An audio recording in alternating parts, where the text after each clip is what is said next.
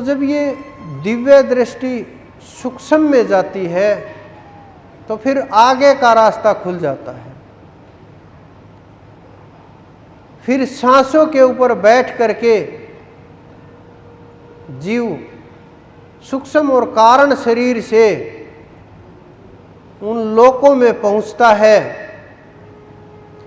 उसके लिए आपको ध्यान की आवश्यकता पड़ेगी, हर रोज बैठना पड़ेगा, सुमरण करना पड़ेगा।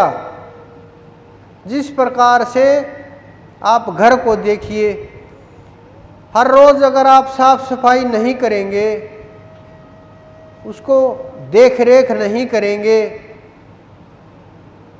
संभाल नहीं करेंगे, बंदर घुस जाएंगे, जीव जंतु निकल आएंगे, कीड़े मकोड़े निकल आएंगे और विभिन्न भिन्न प्रकार की परेशानियां आने लगेंगी, दीवारें गिरने लगेंगी। उसी प्रकार से आप हर रोज ध्यान नहीं करोगे, हर रोज इन चीजों को नहीं समझोगे, सत्संग से दूरी हुई तो ये समझ में आनी धीरे धीरे कम हो जाएंगी, महत्व कम होने लगेगा और हम उन चीज़ों से फिर दूर हो जाएंगे और अंदर में फिर वही कूड़ा करकट आने लगेगा और वो कूड़ा करकट आपकी परेशानी का कारण बनने लगेगा। आप उससे परेशान होने लगोगे। तो इस कारण से ध्यान की बहुत आवश्यकता है और ये ध्यान चल करके जाने का मार्ग है। और जब तक आप वहाँ तक चल करके नहीं जाओगे, बड़ा मुश्किल रास्ता है, बहुत मुश्किल है। शरीर से चल करके नहीं जाना, अंदर जो कारण शरीर है उसकी स्थिति वहाँ की हो जाएगी। जो अंदर में ब्रह्मांड है अनंत अनंत, उनमें चढ़ाई हो जाएगी। फिर आपको घबराने की आवश्यकता नहीं रहेगी। किस प्रकार से मरना होगा, कैसा जीवन है, कैसे चलना फिरना होगा।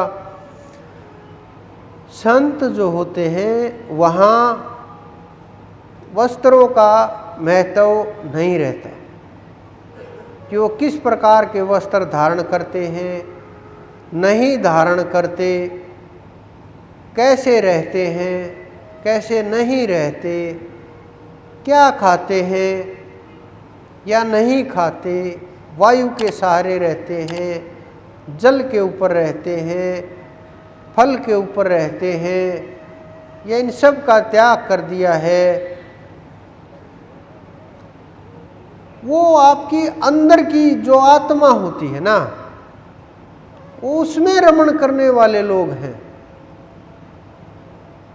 कोई फर्क नहीं पड़ता, कोई दिखावा नहीं होता, ना आवश्यकता होती है, ना जरूरत होती है, क्योंकि ये बाहर की वस्तुओं को इसलिए तैयार किया जाता है ताकि लोग ये मान लें कि इनके पास भी हो सकता है परमात्मा हो। जब समय पता चल जाए कि हाँ हमने पा लिया, अनुभव कर लिया, उसका एहसास हो गया, फिर आवश्यकता ही नहीं होती। आप किसी प्रकार से रहें, किसी भी जगह पे रहें, कैसे भी जीवन चले, बस तार वहीं से जुड़ा रहे। अगर उनका तार कमज़ोर हुआ वहाँ का, तो आपको परेशानी आएगी। अगर वहाँ का तार सही से जुड़ा हुआ है तो आपको ना सोचने की आवश्यकता है, न कोई परेशानी आएगी, न किसी प्रकार की दिक्कत आने वाली है। तो आप ध्यान की शुरुआत कीजिए।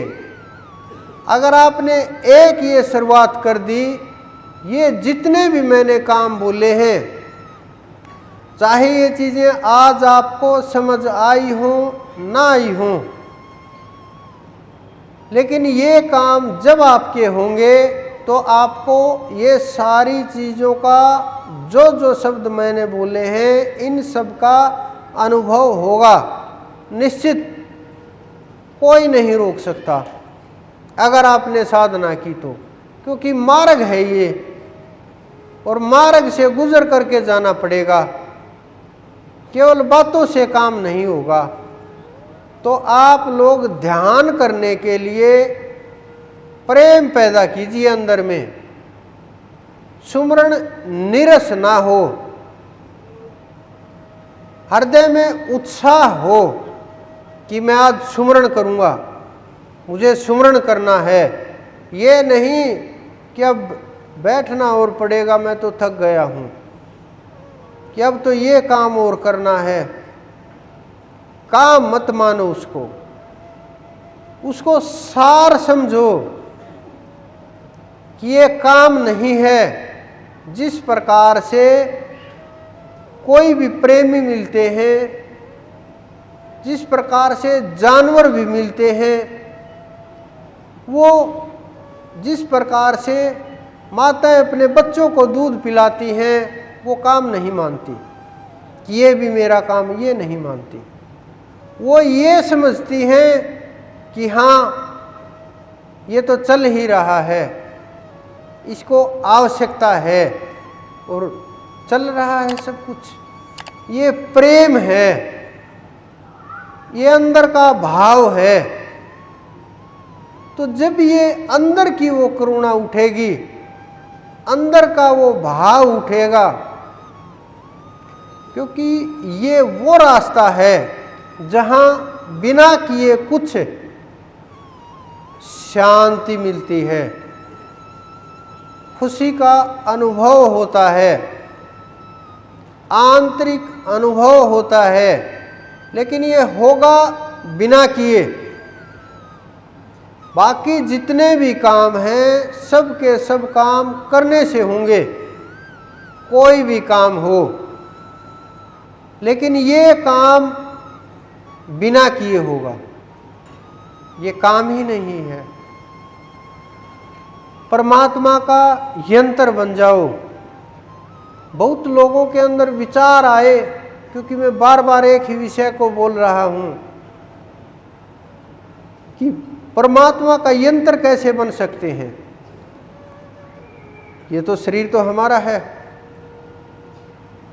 आप ये समझो, कोई भी मशीन देखो, वो खुद के लिए कोई प्रयोग नहीं हो रही, वो आपके लिए प्रयोग हो रही है। चाहे कपड़े सीलने वाली मशीन से लेकर के चाहे जहाज तक ले लीजिए, जब आप उसका स्टार्ट करोगे, ऑन करोगे, तो वो आपकी मर्जी से चलेगी, आपके लिए कार्य करेगी, आपके लिए चल रही है, आपके लिए इंजन घूम रहा है। कोई भी मशीन देखिए आप, तो जब वो आपके लिए चल रही है, अपने लिए नहीं चल रही, काम किसका हो रहा है? उसका हो रहा है या आपका हो रहा है? आपका हो रहा है। तो उसी प्रकार से जो ये शरीर रूपी मशीन है, हम इसको उस परमात्मा का मान ले कि जब तक वो चला रहा है, ये सब कुछ चल रहा है, सांस से ले करके कर्म तक प्रत्येक कार्य सब वो कर रहे हैं। लेकिन उसमें अपना हस्तक्षेप ना हो। वो किस प्रकार का कि जो ये अच्छा कार्य हुआ है ना, इसका मुझे श्रेय मिलना चाहिए। ये जो बुरा कार्य हुआ ना, ये मेरी वजह से नहीं हुआ, मैं इसकी वजह नहीं। तो ये लेने और देने का जो व्यापार है ना, ये आपको छोड़ना पड़ेगा उसके लिए। कि अपना मानना, अपने मान सम्मान के लिए कार्य करना, अपने मान सम्मान के लिए सोचना, सारे काम करते हुए भी आप उसी के अंदर हो और वो आपके अंदर में विराजमान है। जब ये समझ आ जाएगी तो फिर कर्म का दोष नहीं लगेगा। कोई भी कर्म करते रहो, क्योंकि कर्ता बनोगे ही नहीं, सारे कर्म तो वही होंगे करने वाले। जिस प्रकार से कोई एक्सीडेंट हो जाए तो वो गाड़ी को उठा ले जाएंगे, आपको भी उठा ले जाएंगे। गाड़ी को तो अगले 2 दिन में ही दे देंगे कि कोई भी चलाओ, ले जाओ इसको, इसका क्या दोष है? चलाने वाले का दोष है। इसको पकड़ो, इसको अंदर डाल दो। जिस प्रकार से कोई भी किसी भी प्रकार का हथियार हो, उसका क्या दोष है? चलाने वाले का दोष है। अगर उसका लाइसेंस है तो उसको पकड़ा देंगे या नया ले लेगा, उसका कोई दोष ही नहीं। लेकिन अगर हम इन सब चीज़ों को अपना मान लेंगे तो हमें परेशानी आती है। तो शरीर को जब हम अपना मान लेते हैं कि ये मेरा है, कर्म भी मेरे हैं, सब कुछ मेरा है, फायदा नुकसान फिर किसका होगा? वो तो हम लोगों का ही होगा। फिर वो नहीं लेने के लिए आएगा। अगर सब कुछ उनका है तो फिर अपना कुछ शेष नहीं है।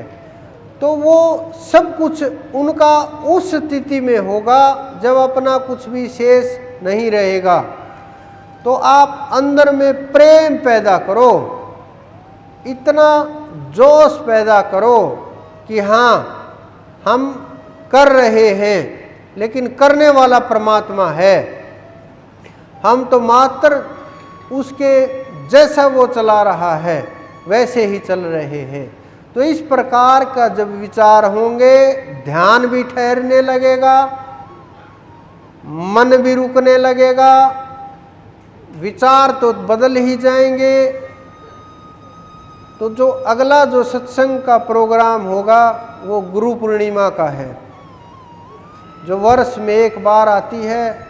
गुरु पूर्णिमा का सत्संग 10 तारीख को होगा।